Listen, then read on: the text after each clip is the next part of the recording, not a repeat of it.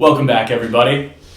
We are now on episode 11 of Betting the W. We are out of fingers, folks.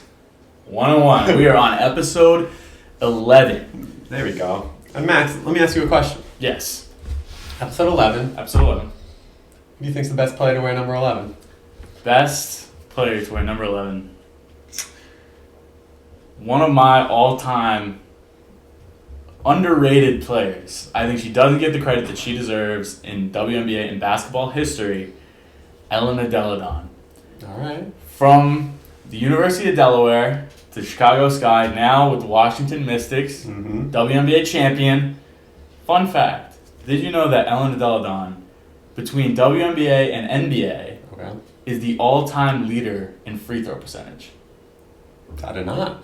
She shoots at an incredible clip from the free throw line that we've never seen from any other pro basketball player. Credit to Dalton. He gave me that fun fact. Yeah, Dalton. So, I want to throw it out there. Is she a free throw merchant? It's entirely possible. Maybe she just knows her strength. I mean, she's the best to ever do it. Gotta credit to the best to ever do it. With that, let's talk some W. Some W. Yeah. It's still the off season. Free agency has mellowed out dramatically. We had a lot of signings of trades that signings that we already knew were going to happen this week. So, Candace Parker officially an ace, which is weird to say, singular. Very weird. Vandersloot and Brianna Stewart are officially Liberties. They're officially official. Each libs. of them is officially a lib. Snowflakes. They finally made it to New York. They made it to Brooklyn, and now they're snowflakes. They signed officially. Nothing too crazy going on with the W as far as movement goes. Tiffany Hayes to the Sun. That's big. Sun gotta revamp that roster a actual little bit. WNBA players. They need to do something. A lot of picks making moves. The draft is going to be big this year. Yep. We'll talk about all that coming up soon and the players that we think we're going to see. Mm-hmm. But as far as the W, the big news right now is that after teasing expansion this coming offseason, the league was planning on announcing 2 or 3 expansion teams soon to come. They are postponing an announcement till a further date, which means that expansion won't come for quite a few years. Which means we're not getting a Philly team or a new team anywhere else for a while. Toronto, Bay Area. We talked about this with Caroline Fitzgerald, and I am just so confused as to why the WNBA is allergic to money. I mean, I try to stay positive. We're on like a public platform and people can see what we're saying. So I try not to like single anyone out, but this is completely like unserious behavior from Kathy. This is just, it's not good business. I know, like, you know, you're the commish, like, you know what you're talking about, but women's basketball has never been more popular. Now is the perfect time to create expansion so that in the future you can keep that momentum moving. Exactly. Because it's got to be something new. You always got to be doing something new, and it's a 12-team league right now. Yeah, and it's been 15 years since the last expansion. Exactly, and it keeps increasing the interest in women's basketball. Yeah. And these cities are clamoring for franchises. Exactly. That's what I don't get. Is like Nashville has openly said we want a W team. We'll do what it takes to support it. Absolutely. And you know that the market is now we're waiting for like 25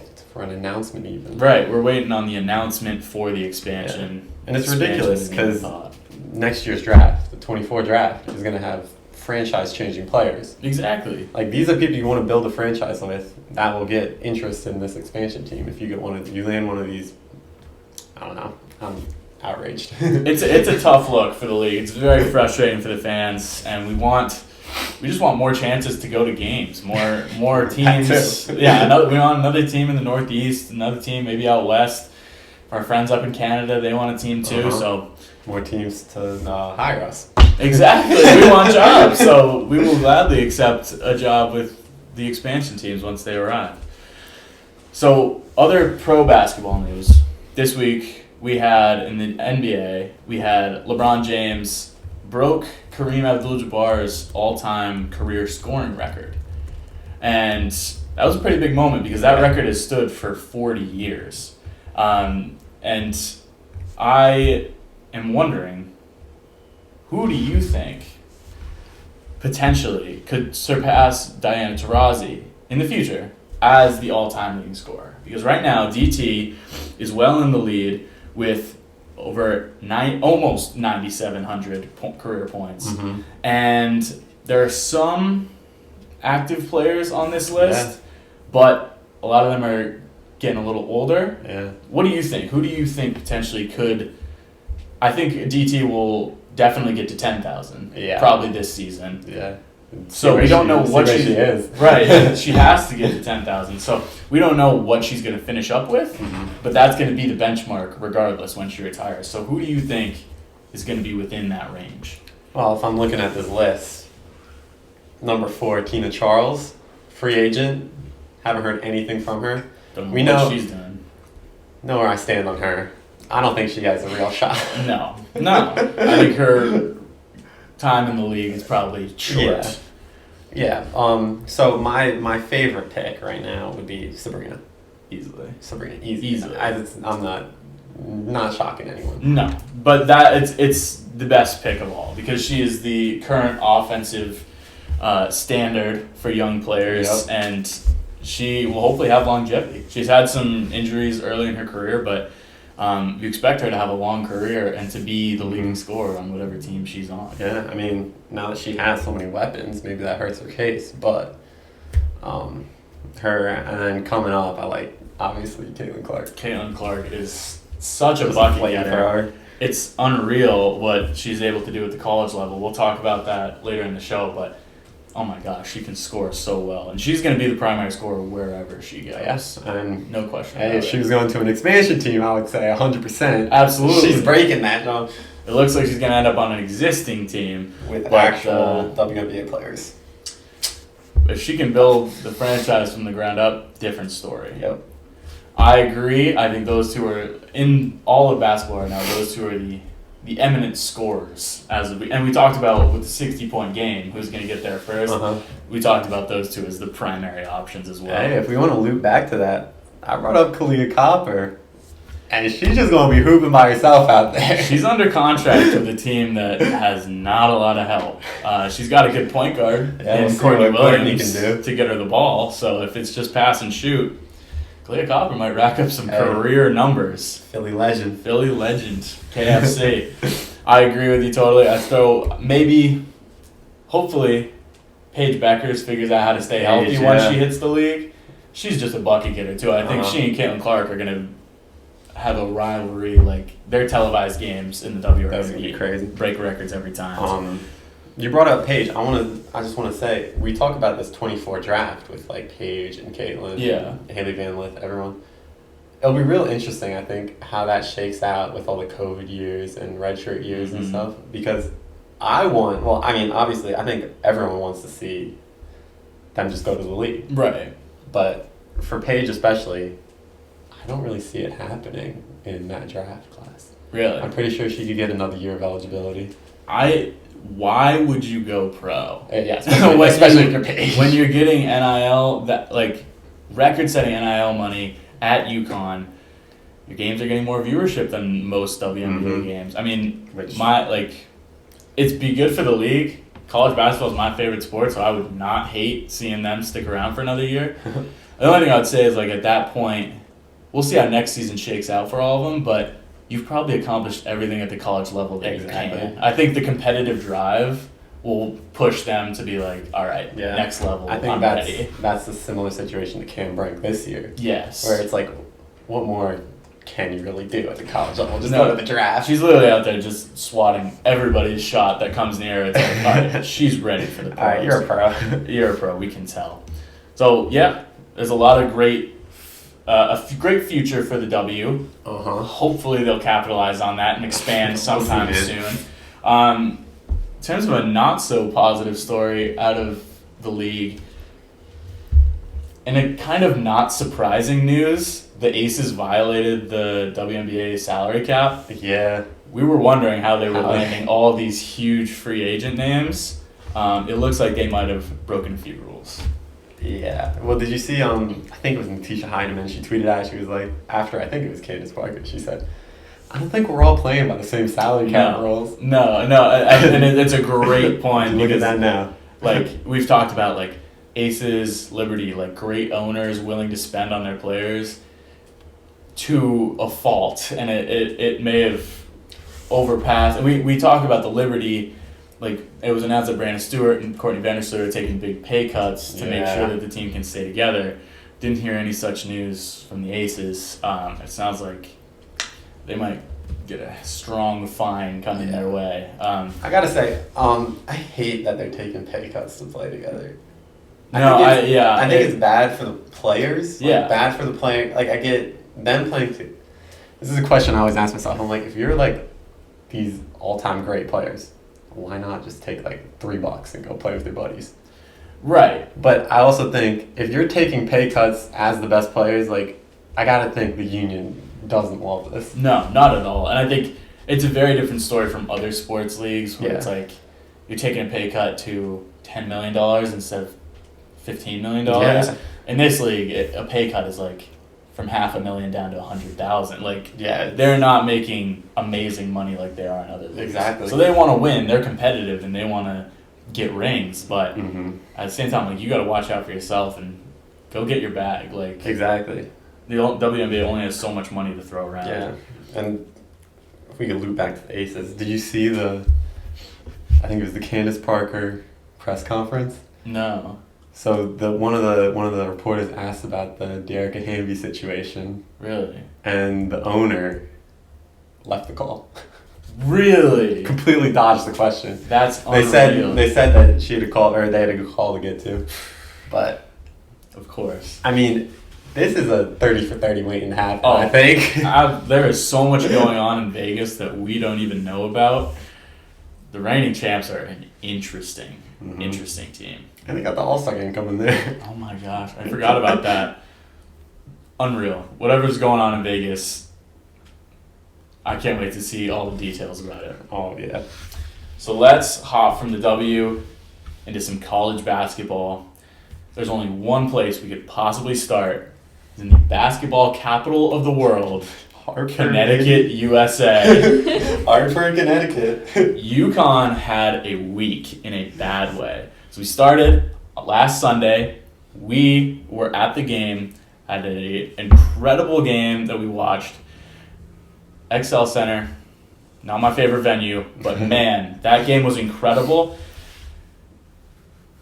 It's such a good rivalry. It has so much history behind it, and these two teams are legit, like, as good as was advertised. We were worried about UConn, and then they came out hot. They came out really hot. I thought they had a shot there. They came out really hot, but then towards the end, that short bench really, really came back to bite them. They ran out of players. Literally. They were working with like a 6-7 player rotation, and Lou Lopez Seneschal and Nika Mule both fouled out at the end of the game, which was just bad foul management because they were like not Caroline Ducharme. Aubrey Griffin. Aubrey Griffin had like 1 foul to give, and she had 4 to give, but they instead fouled out LLS. 2 of their best players. Yeah. So that was not great coaching. Even worse coaching. Oh my God, man. Was being so upset about the officiating that you storm onto the court and throw your water bottle onto the hardwood. That's an excellent way to receive a technical foul and totally just ruin your team's chances at a comeback because they were not out of the game. They were not out of the game by any stretch. They had lost the lead, but they were trailing by just a little bit. Instead of getting themselves a bucket, because they had the ball, instead of getting a bucket, it was a technical foul. Aaliyah Boston hit both free throws. They got possession, got another quick bucket, and a late 4-point deficit against South Carolina is a death sentence. That's a 4-point swing right there. And then, wouldn't you know, they lose by 4. It makes a difference. And, like, this is probably the first time in Gino's, like, career that you could say they lost because of bad coaching. Yeah. Like, this was not really on the players. I mean, Lou Lopez Seneschal showed out again. Nika Mule showed out. Aaliyah Edwards had a big game. Yeah. There's nothing really more the players could have done. It was... Gino had bad foul management, bad clock management, bad temper tantrum, and the Cox take over the game and They do what they do. Yeah. Nevertheless, though, UConn covered, I believe it was +6. +6. And over 132.5. That's a lot of points. It was a shootout. They went at each other. It cashed easily. Love our parlays. My parlay yesterday did not hit. My apologies. I believed in Iowa, but this UConn SC parlay cashed in a big way. That was huge. Yeah. And then, just last night, 2 nights ago, UConn goes out and loses their second game in a row. This is the first time they've lost consecutive games since 1993. 93. That is 30 years they haven't lost consecutive games. And they didn't just lose. They lost to an unranked conference opponent in Marquette, 59-52. Oh, they scored basketball. 52 points against Marquette. That's not UConn basketball at all. I'd go as far as saying, that's not basketball. It's not basketball anymore. A very familiar quote from our friend Gino, who's so upset that South Carolina is good at basketball that he just went out and coached a pair of stinkers right in a row. This was a horrible week for UConn. Are we concerned about UConn? I wasn't concerned after South Carolina game. I'm questioning them after this Marquette showing. I think if they're not healthy in the tournament, they're not a real team. They're not going to compete. They don't have enough players. It's too long of a season, man. It is. Their players are dropping like flies. They have been all season. Not sure who's going to be ready, who's going to be, still sidelined for the tourney. In March, I don't know that this is going to be... They're going to have a high seed. They're going to win a lot of games. I don't know that this is necessarily... This team right now is definitely not a national championship team. No. Is it a Final Four team even? Something we're not used to asking about UConn. I mean, but we need another Don Gino game. Oh my gosh. That's the real rivalry here now. We talk about the competitiveness and the animosity in women's sports. Coaching matchups, man. They were not happy with each other. No. And you tend to think like coaches who coach big programs have respect for one another and, have some decorum. They were going at each other. And Don is fed up. After. Oh, big time. I think Don is fed up with Gino's comments about his complaining. Yeah. When we were watching, I was like, oh my god, one of them just gonna swing with each other. It would be so you can imagine. It would be it's so like the funny. video you tweeted of the poster. Oh, yeah. Imagine just Dawn and Gino half court just squaring up, dude. No punches pulled in SC UConn. Unreal game. Got a lot of questions about UConn going forward. In the ACC, oh my goodness. Who am I repping? The best team in the ACC. Oh, yeah. Duke is averaging 67 points per game. That is a hilarious number. Some of the worst teams in the country are averaging 67 points in a game. But Duke is a 1 seed in the tournament if the season ends right now. It's incredible. 57-52 over Notre Dame in South Bend. Then they fly to Boston, 68-27. 27. Over BC and Chestnut Hill. 27 points in a 40-minute basketball game. BC didn't have a double-digit quarter. Oh, you know what that means. Big time relegated. You might be a high school team now. Oh, BC High. They just got a women's team for the first time in history. Duke. Go Eagles. Go Birds. Go Birds. Going into last night, Duke was allowing 51.7 points. It dropped a full point to 50.7 after that showing. That's the second fewest in the country. Who's out of curiosity? Who's allowing fewer points? I'm pretty sure it's going to be LSU or South Carolina. Let me check. Okay. While you check, I will continue to ramble about Duke because, oh my god, dude. Betting the under is so automatic. It's hilarious. Vegas will not set a line under 115. But it always goes well under the total that they set. It's amazing for bettors. You got to hit that Duke under. And Duke to win because nobody's beating Duke right now. And it's the most hilarious thing. So it's South Carolina. Okay, that makes sense. Which, as expected. But Duke with the 133 ranked offense. So funny. Second ranked defense. That's insane. A Duke, I was looking at it, a Duke over hasn't hit in 2 months. It's a beautiful thing. And we were early on this train. I think we were. We've like been 2 riding months with ago, the Blue Devils yeah. this whole time, I'd say. And Massachusetts, let's get our act together, because if we put $10 on the Duke under 11 games ago and reinvested that, that's $18,000. $18K! Bro, if you're not hitting a Duke under, I don't know what you're doing. When we were in Connecticut for the game, I locked in 2 bets because there wasn't a UConn SC line yet, but I locked in UConn. Sorry.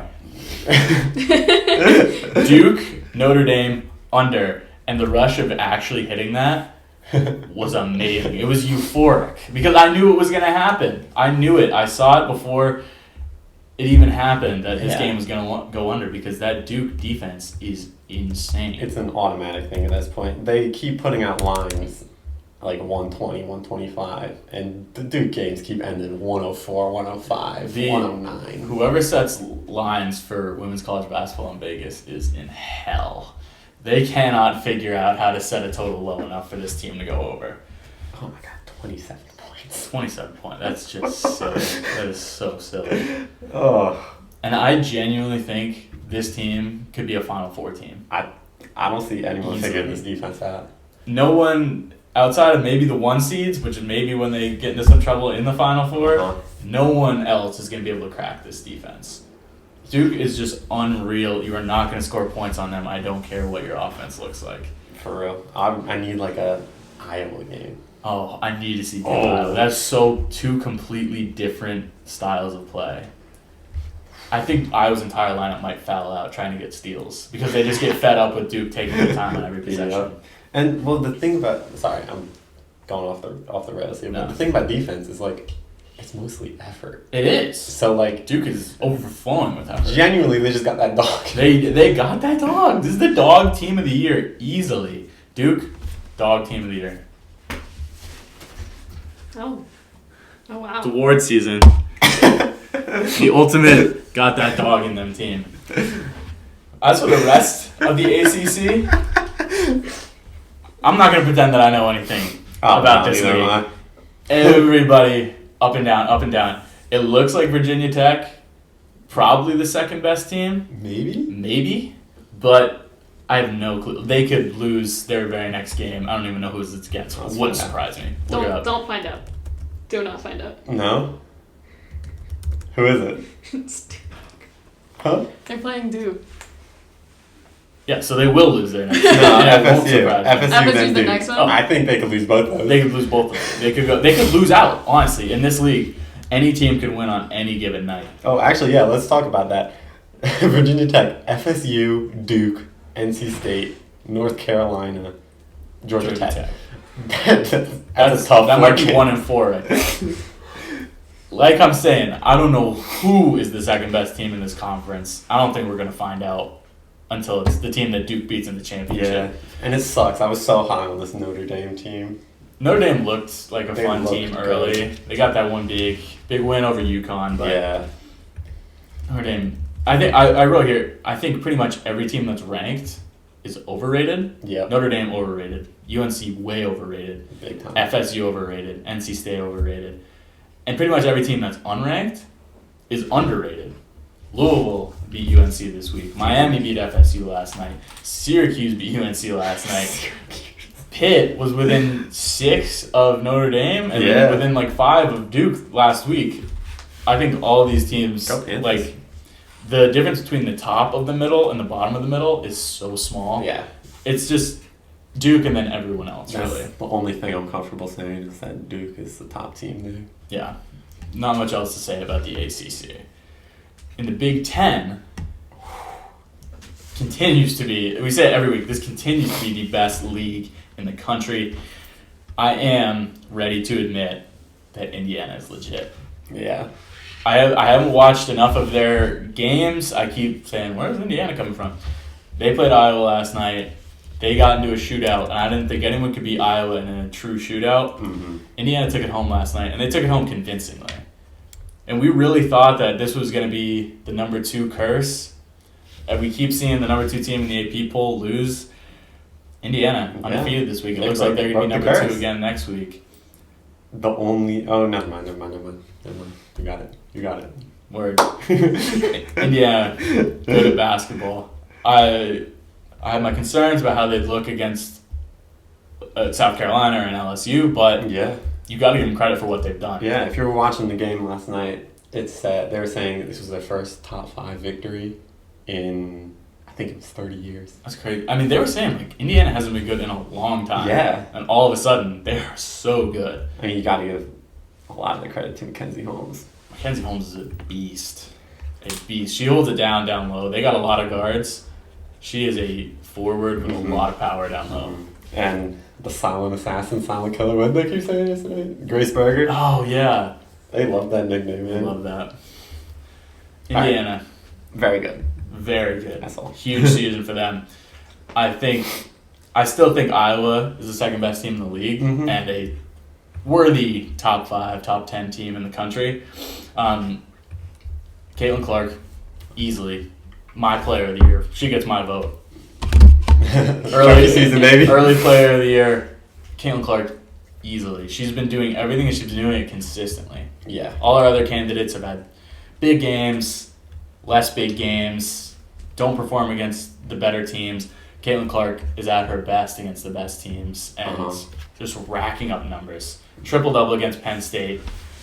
What was it, 35 and 10 against Indiana last night. She's ridiculous, Just man. watching her play last night was the way she moves on the court. It's unreal. It's so fun to watch. We always talk about how we need someone in the W that just has a quick trigger. Yeah. And that's going to be her.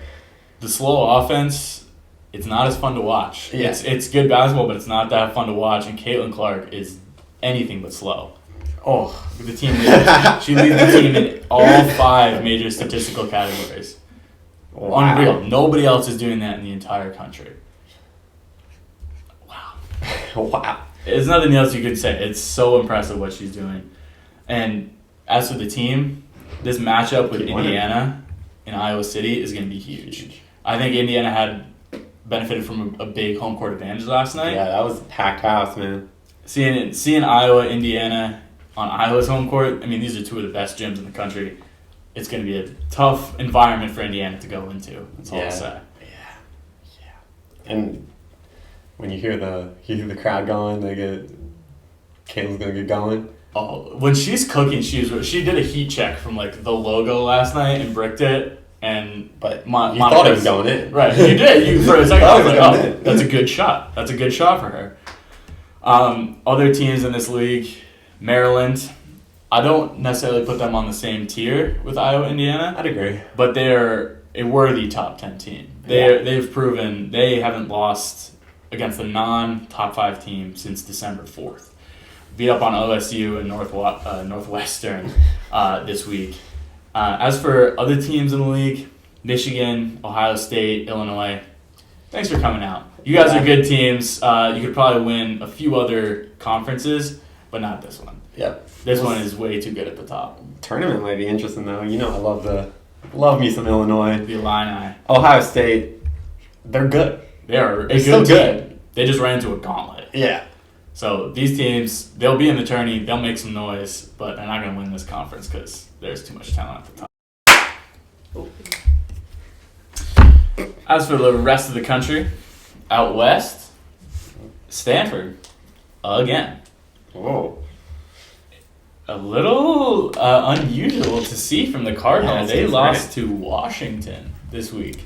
Last Sunday, we were so focused on all the other games going on that we didn't even think about the Huskies taking down Stanford. Yeah, that's their second unranked loss, which is very concerning. It's very concerning. Stanford's weird because they really show out against the ranked opponents. Yeah. They had a huge win over Arizona last night. Oh, they really ranked. Right. That's questionable. But when they show out against the better teams within this conference, they have big games. Yeah. Against Washington, again, they only scored 67 points. That's Duke levels. Oh. You're just going to have to score more points to win these conference games. Just gotta play better. Come on, guys. Guys, let's play some better basketball. You're better than that. Looking at it, I didn't watch the game. Obviously, we were on the road. Preoccupied. But looking at the box score, certified box score watcher, Cam Brink only was able to stay on the court for 27 minutes. 4 fouls. I'm guessing a good amount of them came early. Yeah. Kept her out of the game. Haley Jones, I mean, I need you to step up. You're a lottery pick, man. She played 40 minutes. 40 minutes. I want you to... 18 points. I need you... 40 minutes. I need you to take over the game, man. It's just they rely on 2 big names. Yeah. And when those big names don't show up, it's a tough scene. They don't have much to back them up. Yeah. In the way of like a bench or a rotation. And Stanford. Sorry.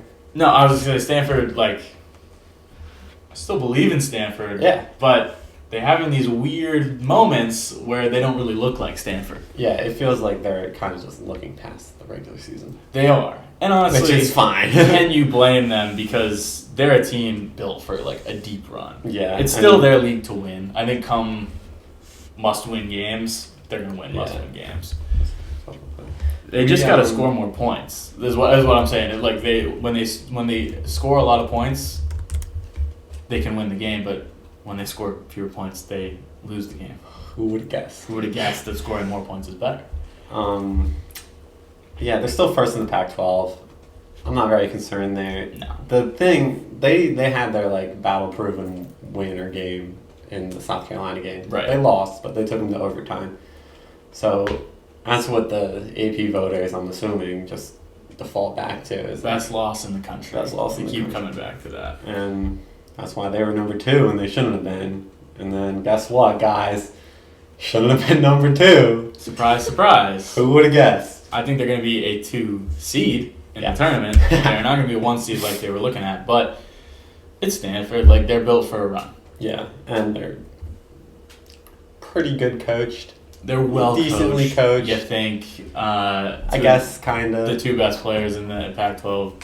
That's gonna matter. That's gonna matter. Come down to the end of the season. Yeah. So Stanford, right now, wait on them.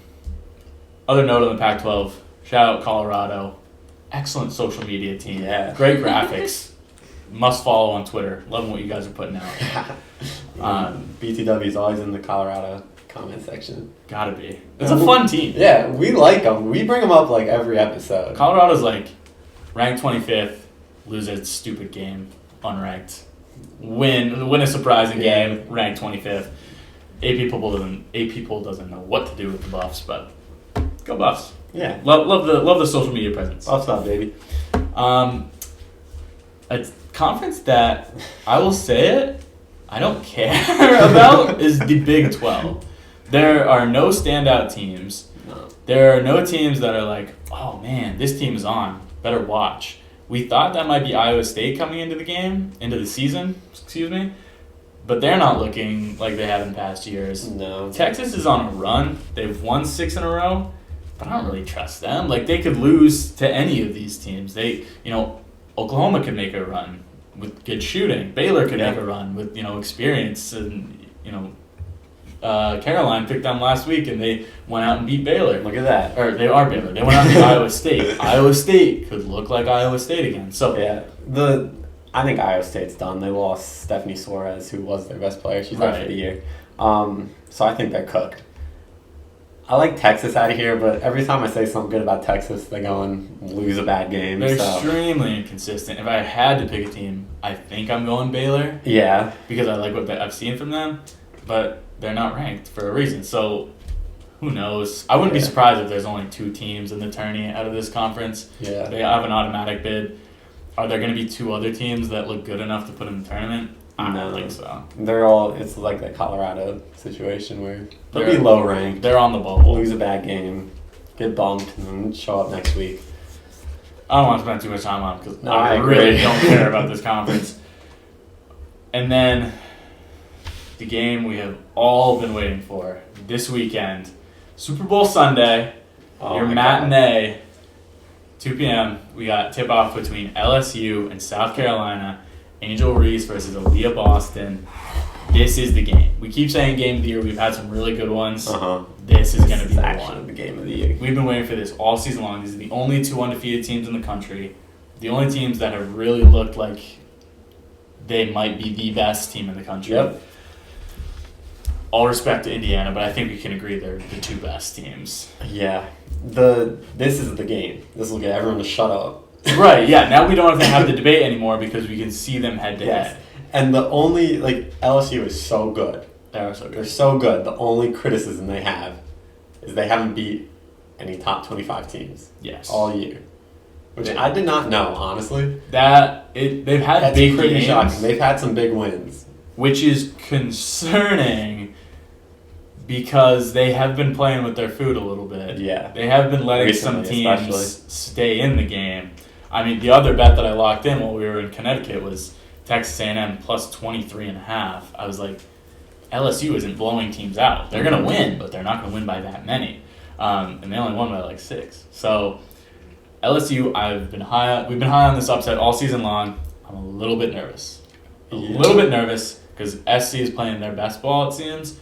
LSU could play their best ball on any given day, but have also been shaky lately. So yeah, I'm a little nervous too. The only thing I can say is we saw it a little in the early stages of that UConn game. If you could shut down the interior against South Carolina, you make them live on the exterior, you got a real shot. Aaliyah Boston, well, they rebound very good. yes. If you can get Aaliyah Boston to live on the outside, like UConn did it early in that game, she was taking threes. She was. Which, if you know South Carolina, they don't like to take threes. Speaking of, I'm bringing it back. So I checked up earlier today. If you take out Zia Cook, who's really the only shooting threat on South Carolina, Caitlin Clark and Taylor Mikesell have made more threes than the entire rest of the South Carolina roster this year. What a statistic. It's amazing that the number one team in the country just can't really shoot it from deep. I mean, that's the thing. They're another rat mode team. They are. Where they just grit and grind you down. They don't waste their time with things that they know they can't do. Exactly. They do what they can do, and they do it really well. That's why the Hospital Huskies couldn't hang. They couldn't hang because late in that game Aaliyah Boston beating you up in the post for 4 quarters. That's got to be exhausting. Dude. But if anyone can take it, I do think it's Angel Reese. Come on. She is going to be the battle for who's the best center in college basketball right now. Uh-huh. But you can't rely exclusively on Angel Reese. No. Because there are even if she shuts down Aaliyah Boston perfectly, which is a big challenge on its own, they do have lots of other options. Uh-huh. South Carolina has options all over the court and the bench. So Flo J, Alexis Morris, LaDasia Williams, they need to step it up, be hitting those outside shots, be hitting the mid-range. Yep. Don't feed Angel Reese, but be prepared to not be able to feed Angel Reese if Aaliyah Boston has something to say about it. Yeah. And when we were at the South Carolina game, it was notable to me that I didn't hear much Zia Cook. No. I heard a lot of those their other guys. Right. The other who was that? Yeah. Oh. Cardoso. Really, really huge minutes. This is a deep team. They're like a team-oriented team. Yeah. So you hear Aaliyah Boston because you have to, but these are who else plays for them? Who cares? It's the Gamecocks. They're gonna win regardless of who they put out there. Dawn Staley They're well plays coached. for them. They're well coached. They've got the pedigree. It's not a team with a lot of names. It's a team that gets a lot of dubs. Big, big, big game in Columbia this weekend. Huge. So now, Huge. So now, we're going to get into our walk-off segment. We're bringing in producer Kate. Kate, pull up a chair. Oh, wait, I brought this one over for you, just for you. Thank you. That's very kind, very kind. I can't get the whole fit on camera. We're going to have to talk about this. It's okay. First of all. Shout out Caroline Fitzgerald, our first ever guest on the show, our first ever guest picker, 1-0. She set a very high bar for future guests, nailed that Baylor over Iowa State pick. Incredible. What can she do? Shout out Caroline Fitzgerald. Greatest guess in show history. On our end, some trends continuing. Damon, how many have you won in a row?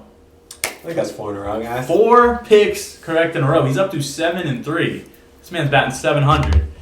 Kate, shout out, because last time we recorded, we were waiting on your pick to play out. You got one right. That's rude. You You nailed. shouldn't even see the trophy. You nailed Iowa over Maryland. You nailed it, but then lost this week's pick. Ohio State. We've all fallen into that trap. How are we feeling this week, team? Personally, I'm feeling great. I was just saying, you might be due for a loss. You know, I'll put it out there. I think I am, and I'm gonna play into that. I'm going bold with my pick. Why not? Why not when you're on a heater? I've been riding with the Tigers all year long. LSU's gonna upset South Carolina. They're going undefeated. LSU's winning. They know it's a huge game. Kim Mulkey knows it's a huge game. Angel Reese knows it's a whole huge game. They want to prove that they're that team. Angel is gonna make her Player of the Year case. She's gonna stamp it. She's gonna pass Caitlin Clark. This is gonna be a huge game for her. Okay. All right. All right. This is gonna be a Battle of huge game. narratives. Let's go. I'm hyped. Narrative game. LSU over South Carolina. Lock it in. Go Tigers. Yes, sir. All right. I love it. I love the bold pick. I hope you do stay undefeated because I would love to see that upset. I'm rooting for you. Thank you. Kate, what Let's you go, got? Kate. You don't have the longest incorrect streak on the show. That's me. I am the coldest person true. behind this desk. That's not why I'm laughing. That's not even the hottest person behind this desk. Yeah. So Max, you're not gonna like mine.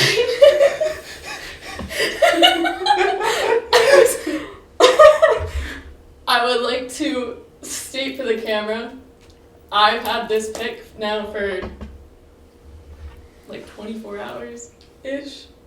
Come in today, getting ready for this podcast. Kid walks out in this, and I'm like, ooh. No way. You're good. Are you picking Duke?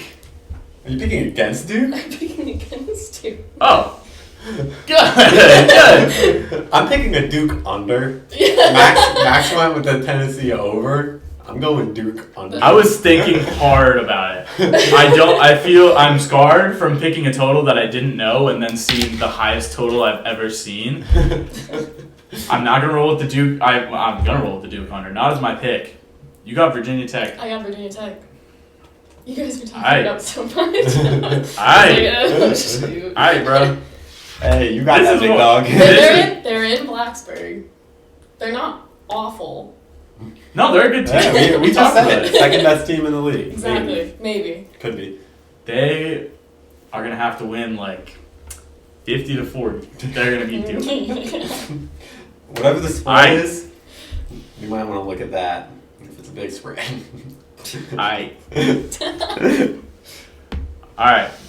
To finish things off, I am rolling with the curse of number 2. Oh yeah. So Ohio State fell victim to being the number 2 team in the AP poll earlier this season. Big time.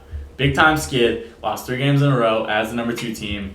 Have been banished to whatever they are now. Let's Way see. down there. Number 13 in the country. Oh. I think Ohio State is a sleeping giant. They showed it earlier in the season. They had a rough patch. They're on the way back up. I think Indiana is due for a loss. They did not lose this week as the number 2 team.